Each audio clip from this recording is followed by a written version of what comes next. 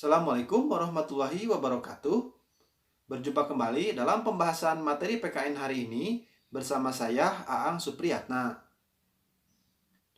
Pada kesempatan kali ini kita akan membahas mengenai materi integrasi nasional.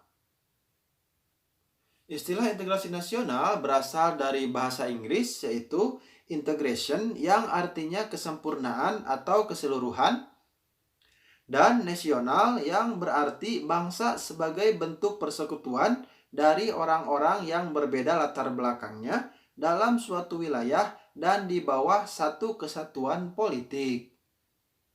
Pengertian integrasi nasional menurut Saprudin Bahar adalah upaya menyatukan seluruh unsur suatu bangsa dengan pemerintah dan wilayahnya.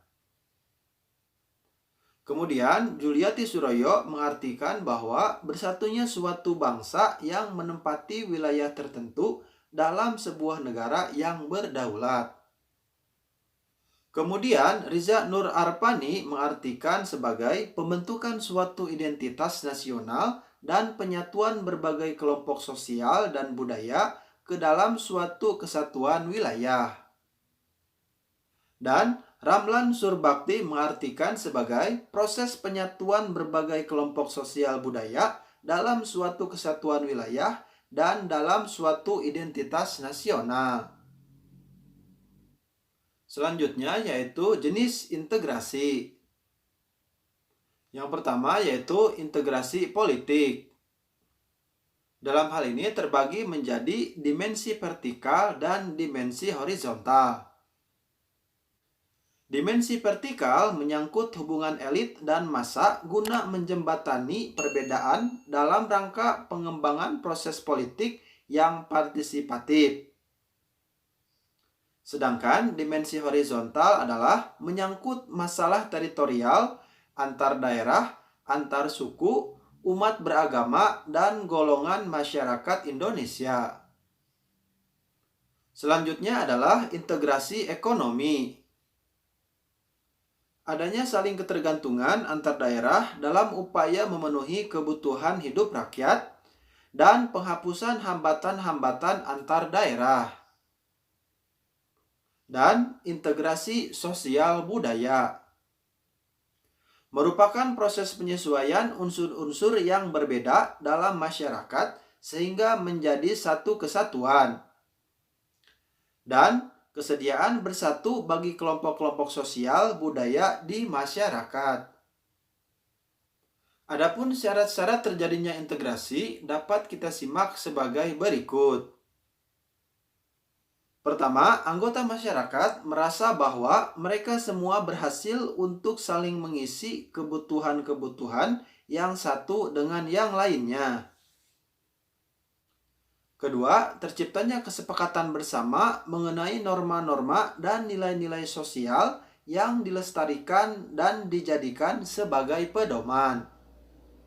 Dan ketiga, norma-norma dan nilai-nilai sosial yang dijadikan aturan yang baku dalam melangsungkan proses integrasi. Adapun faktor-faktor pembentuk integrasi nasional dapat kita simak sebagai berikut. Pertama, adanya faktor sejarah sebagai nasib bangsa terjajah. Kedua, rasa cinta tanah air dari warga negara. Ketiga, keinginan untuk bersatu sesuai dengan peristiwa Sumpah Pemuda pada tanggal 28 Oktober tahun 1928. Dan empat, adanya kesepakatan dan konsensus nasional berupa lagu kebangsaan dan bendera. Adapun faktor penghambat integrasi nasional dapat kita simak sebagai berikut. Yang pertama, adanya ancaman dari luar seperti terorisme. Kedua, kondisi masyarakat yang heterogen menjadikan negara susah untuk diintegrasi. Tiga, kurang meratanya pembangunan menyebabkan beberapa daerah merasa saling iri.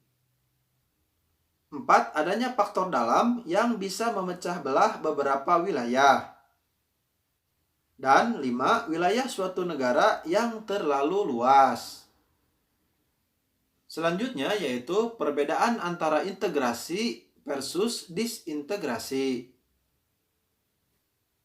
Integrasi merupakan penyatuan, keterpaduan antar elemen atau unsur yang ada di dalamnya.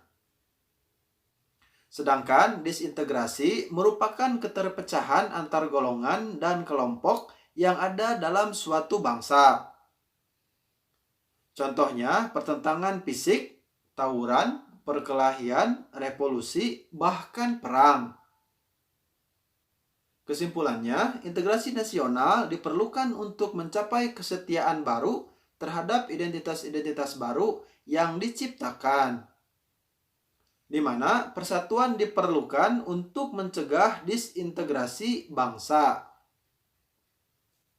Demikian pembahasan materi pada kesempatan kali ini. Terima kasih telah menyimak. Assalamualaikum warahmatullahi wabarakatuh.